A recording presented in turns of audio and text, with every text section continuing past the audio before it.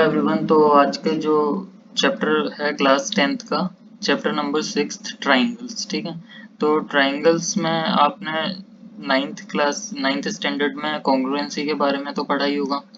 ठीक है, congruency of triangle. तो कॉन्ग्रुएंसी किस किस टाइप के होते हैं? Side angle side, side side side, angle side angle. ठीक है, और अगर आपका ट्राइंगल जो ट्राइंगल है राइट एंगल ट्राइंगल हो तो उसमें ये सारे तो वैलिड होंगे जितने भी हैं। राइट एंगल ट्राइंगल के लिए दो कॉन्ग्रुएंसी अलग से और ऐड हो जाती हैं, आरएचएस और एंगल एंगल साइड। तो ये दोनों सिर्फ इसी के लिए वैलिड हैं और बाकी ये सब तो आप राइट एंगल ट्राइंगल में लगा ही सकते हैं।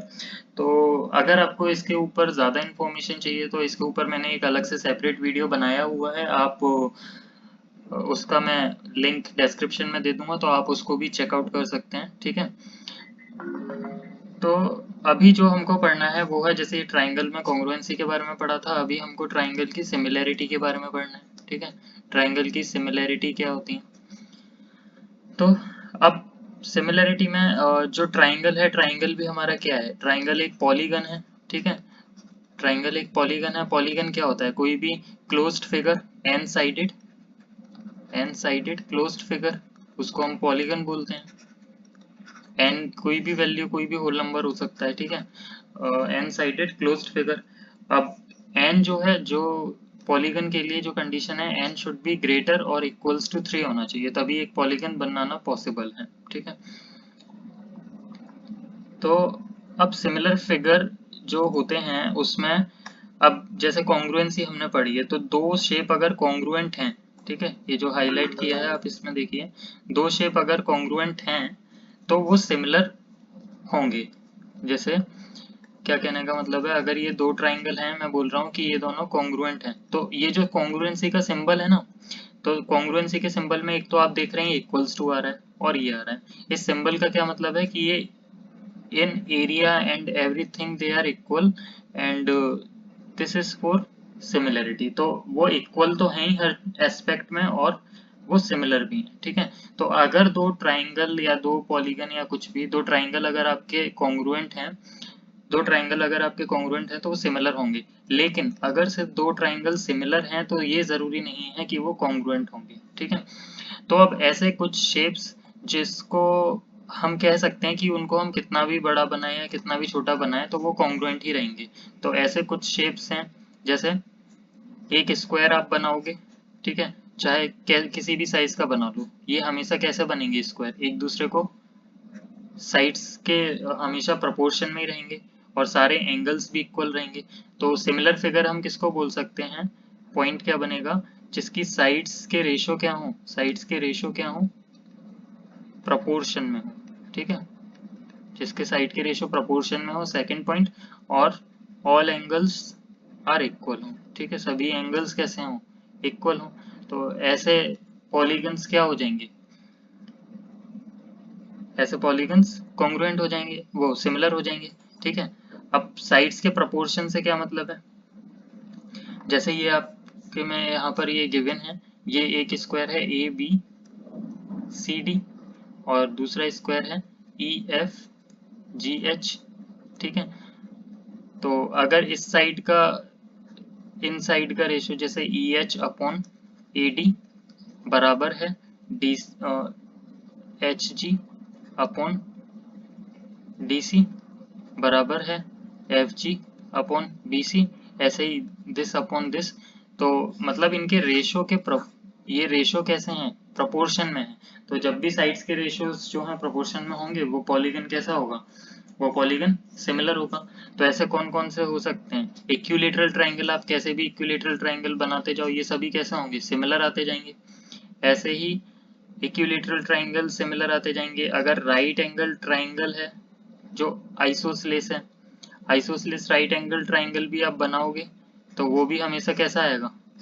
सिमिलर आएंगे। ठीक है, स्क्वायर, कितने भी स्क्वायर बना लो हमेशा सिमिलर ही रहेंगे। सर्कल्स बना लो, ठीक है, कितने भी सर्कल्स हैं, ये जितने भी सर्कल हैं ये सभी कैसे रहेंगे? सिमिलर रहेंगे। तो इसकी फर्स्ट एक्सरसाइज देखते हैं।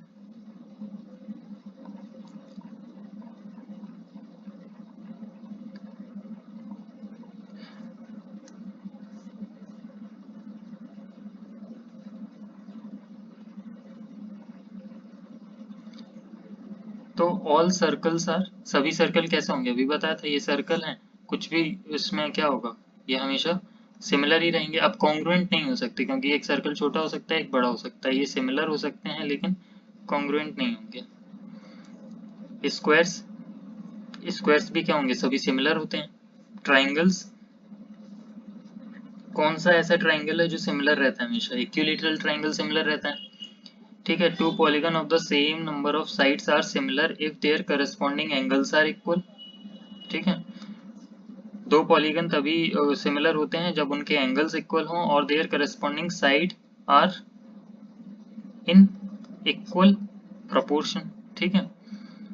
Give two different example of pair of similar figure, similar figure के कोई भी एग्जाम्पल, स्क्वायर हो गया और सर्कल हो गया और इक्विलैटरल ट्राइंगल हो गया। नॉन सिमिलर फिगर के एग्जांपल्स, नॉन सिमिलर में कुछ भी ट्रेपेजियम हो गया, ठीक है।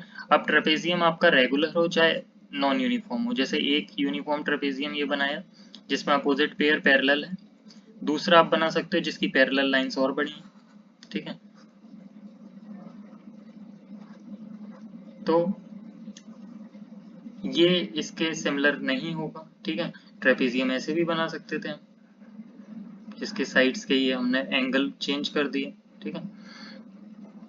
तो ये कोई भी नॉन यूनिफॉर्म ट्रेपेजियम या कोई भी नॉन यूनिफॉर्म शेप कैसा होगा, ठीक है, सिमिलर नहीं होगा, जैसे स्केल एंड ट्राइंगल, ठीक है, और नॉन यूनिफॉर्म ट्रेपेजियम, क्वाड्रिलेटरल, ये सभी क्या है, नॉन सिमिलर फिगर्स हैं। क्वाड्रिलेटरल तो फोर साइडेड क्लोज्ड फिगर है, कैसा भी हो सकता है। अब ये बताना है थर्ड वाले क्वेश्चन में, state whether they are similar और नॉट। अब सिमिलर है या नहीं, इसके लिए आप पहले तो सबसे पहले एंगल देख लो। एंगल, ये वाला एंगल इसके इक्वल होना चाहिए, क्या है, नहीं है, कोई भी एंगल इसके इक्वल नहीं है, ठीक है, कोई भी इक्वल नहीं है। तो साइड्स भले प्रोपोर्शन में भी हैं, यहाँ पर साइड्स प्रोपोर्शन में भी हैं लेकिन एंगल्स इक्वल नहीं है, तो हम क्या बोलेंगे, ये सिमिलर फिगर नहीं। तो पहली एक्सरसाइज खत्म, और इसमें अगर आपको कोई भी डाउट या कंफ्यूजन हो तो आप वो कमेंट सेक्शन में मुझसे पूछ लेना। वीडियो देखने के लिए thanks, and please subscribe and like the video if you like it. Thank you.